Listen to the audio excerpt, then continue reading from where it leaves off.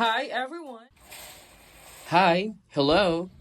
Today is another day. So, let's dig in. Tayo na. English na ni. Hi everyone. I hope you're doing great.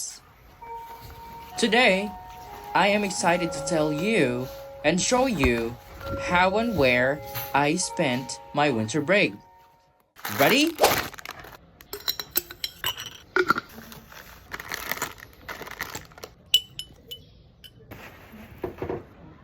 Okay, next. Alabira. Pero bago tayo maglaag, allow me to share you with this. Imo gikuha? With this? Or share this with you. English na tag-English ani. Parang kailan lang. At tapos na ang aming winter break dito sa Taiwan. By the way, ako pala isang guro dito sa Taiwan. Kung kayo ay may mga pangutana, tanong, kung unsaon at paano maging teacher dito sa Taiwan, ay wag nang mag-alinlang mag-comment sa baba kung paano, ano pa ang iyong inaantay. First at una sa lahat, ang una naming nilaagan is that I went to the snow mountain and took a selfie. Duh. It was my first time seeing and holding a snow. It was very cold. Yes, very cold. Like cold. Like, it was my first time, Judd, in my 19 years of existence. Yeah, yes, tama ang iyong narinig. Dahil vlog ko to, bitaw, age doesn't matter. Have you ever seen snow? Have you ever tried going to the snow mountain? Tubag daw ba kung saan pagtuwag?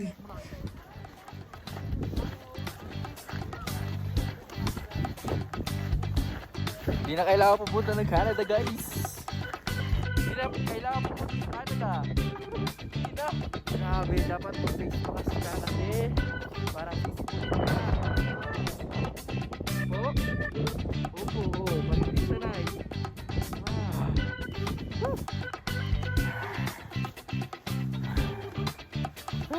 Di pala tayo pwede pang Canada, guys. Hindi pwede pang Canada kaya hapit makuyapan na. Kuya pa ng bida. Di pala pwede. Oo, tawa no? Ano mo naman lumong ka? So, ang technique ay slow. Nga, para makaginhawa kag taro. Hala, nag-ice na akong babala ka. O, nag-aso na. Okay sa. O, sakyan sa. Balik mo na sa sakyanan. Painit. So, nag-by drone.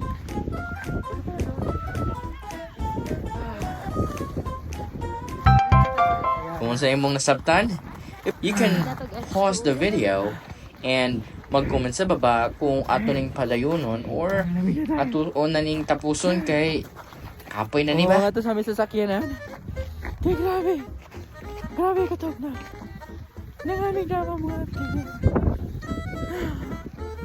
Ipusa ang video kag mag-comment ka sa baba kung padayunin pa ni naton kay tapusin ko na gid niya. Di ba ayaw pa tayo na?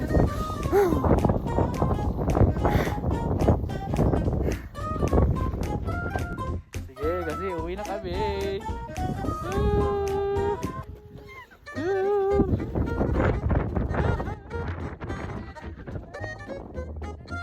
Nagpalagay kami ng chain para sa snow kasi madulas ang daan and you're not allowed to enter kung wala. Daw, grabe na negosyo ba? Mahigit kumulang at hindi lalampas sa 1,800 ang aming nabayaran. Sa sobrang taas nga ng bundok, ay medyo nahihirapan kang huminga kung wala na siya. Malamig ang hangin at dahil ito ay mataas na bundok, medyo mahirapan kang huminga lalo-lalot na't hindi ka sanay sa malamig na lugar.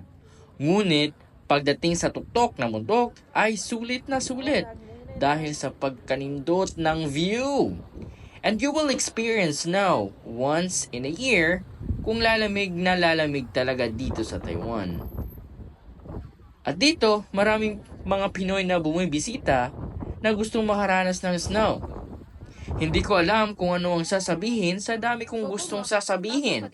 Basta ang alam ko, hindi ko alam.